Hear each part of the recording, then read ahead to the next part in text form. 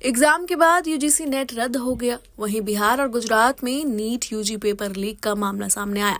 अब दोनों paper leak मामले में पुलिस जांच से बीजेपी और आरएसएस से जुड़े संगठनों में बेचैनी पैदा हो गई है।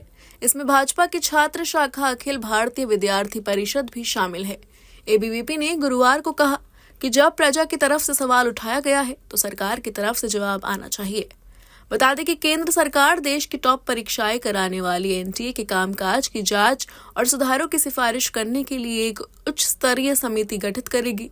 केंद्रीय शिक्षा मंत्री धर्मेंद्र प्रधान ने गुरुवार को इसकी घोषणा की।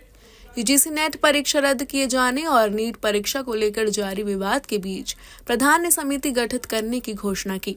इन परीक्षाओं को आयोजित करने एजेंसी एनटीए की विश्वसनीयता पर सवाल उठाते हुए एबीवीपी के राष्ट्रीय महासचिव याज्ञवल्क्य शुक्ला ने एनईटी की गड़बड़ी का जिक्र किया। मीडिया पोर्टल से बात करते हुए उन्होंने कहा, एनटीए में कुप्रबंधन की धारणा है। ऐसा कैसे हो रहा है कि कुछ केंद्रों पर प्रश्न पत्र 15 से 20 मिनट देरी से पहुंच रहे हैं।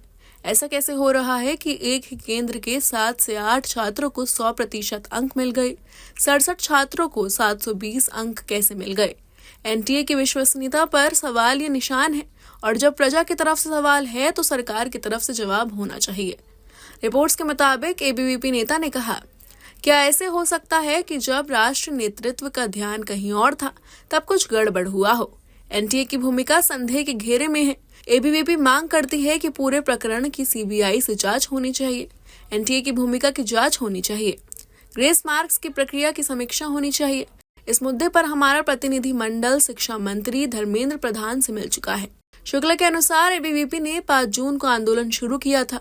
उन्होंने कहा, हमने 6 जून को ग्रेस मार्क्स के मुद्दे पर सवाल उठाए थे और 8 जून को हमने देशव्यापी आंदोलन की घोषणा की।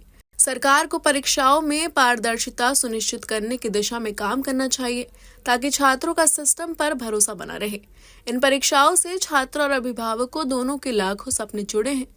नीट और नेट प्रकरण ने पार्टी के कुछ अन्य वर्गों को भी परेशान कर दिया है। भाजपा के राज्यसभा सांसद राकेश सिन्हा ने पेपर सेट करने वालों और कोचिंग संस्थानों के बीच किसी भी तरह की सांठगांठ को अपराध घोषित करने की मांग की है।